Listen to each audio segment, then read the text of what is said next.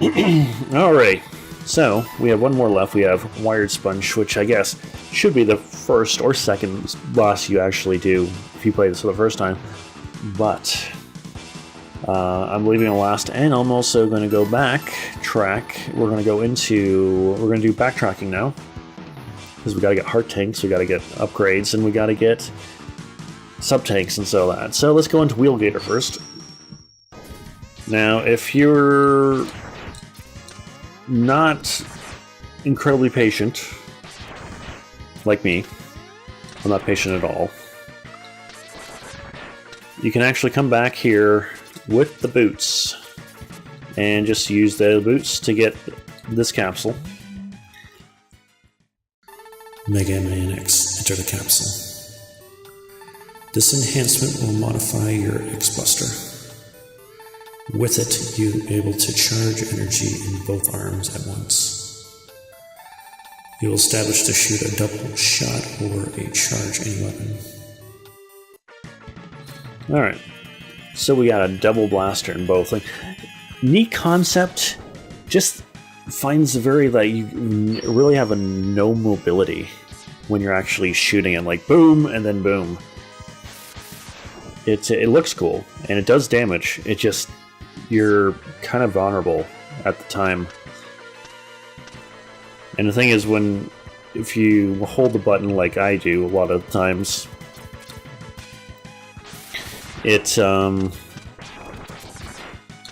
if you just want a regular charge shot, you kind of have to do it, and then when you're kind of have that not red energy but like big energy around you, you just shoot it, and it's kind of annoying. It's a hit and miss, I have to say, the arm upgrades in this one. Like, I prefer the first one to the second one. And then, you know, there's other ones, but we'll get to that when we get to them. And if you didn't have the patience to basically cheat this one here, this is how you actually get it. Let's go to fire. I'm going to charge it up, dash, and get. Because if you charge the speed burner, you can actually kind of make yourself dash. Even though it's great for an extra dash if you've already dashed. And I'm actually just going up here to get that extra life, because, why not? It's up here. It's not really anything else, and the thing is, again, Wheelgator's a good place to get your energy up, but there are other better places to get your energy up. So we're going to do here, and I think I already have 9 lives. Ah, sweet. Okay, so we're going to exit this place. On to the next.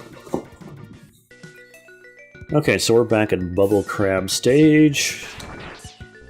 Enjoy that extra bubbly music. I already have a max lives, so I don't need to get that.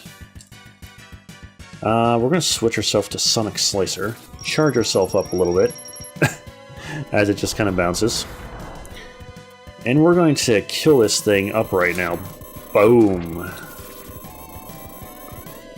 Charge Sonic Slicer. Bam. Done. Finished. Alright, and the thing is, it does actually come across there. Now, if you couldn't actually get this heart tank over here by just doing this over here, you can actually go with your bubbles, which goes super up, I have to say. And you use the charge one, you have Bubble Shield, which makes you actually jump incredibly high, and you can get over there with no problem. And we're actually going to keep that Bubble Shield on, which I have to say, this Bubble Shield is fantastic. I love this. This is like one of the best shields in like all the Mega Man series. We're going to go to about here-ish, and we're going to jump. And just get that. Another way you can do that is go up here, go here, and hopefully you can like slide and then come out and then go here, slide, and then jump out of the water. That's one way to do it. Alright. The only way you can actually finish the Bulba Shield is if to run out of energy for it, or just to switch to another weapon. You can't actually menu. Got a menu switch on it. So we're going to go over here into this thing. And we got an empty room. What is this empty room? Interesting. So, if we actually use Silk Shot, we can't seem to shoot anything. So let's actually charge, because if you actually charge Silk Shot, it allows things to come to you. And if you do it here, you can actually get energy. Very, very good way to get stuff. And if you do that, you can like, booyah! And the thing is, Silk Shot actually varies stage to stage, actually. It depends on what stage you are. You'll actually get to shoot rocks, junk, leaves. So, they all vary in attack power also, which is neat. Okay, back in Morthmoth stage, I think we only have one more thing to get here. And we need the Crystal Hunter for this. We're gonna need this guy alive, hit him, and hit him again, make him a crystal, and jump up here. And we got a heart tank. Fantastic, alright. That's what Crystal Hunter does, it actually makes things into crystal. Not these guys, for some reason. You can break them by jumping, like, dashing through them to break them. But mostly, it's good for freezing enemies and making so you can jump on them, like Samus from Metroid, using the Ice Beam. Anyway, moving on. Alright, back in Meg the Centipede stage. We have that thing I said, well, let's remember this for later on.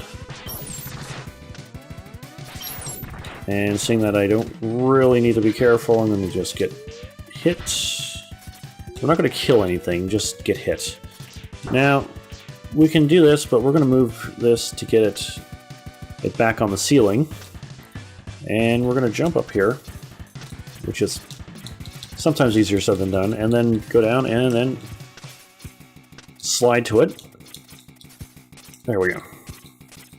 Go up here, and we got ourselves a heart container. And we only have one more left to go. And one more stage to go. And the thing is, let's show off. I'll do this right now, so might as well. To get that sub-tank, if you actually didn't get it the first time. And the thing is, you're like, okay, well, I missed this block. Move it. It's like, oh, I'm slow. Okay. You can actually use the speed booster, or the speed booster, the speed burner. Go here and then use it to get up here.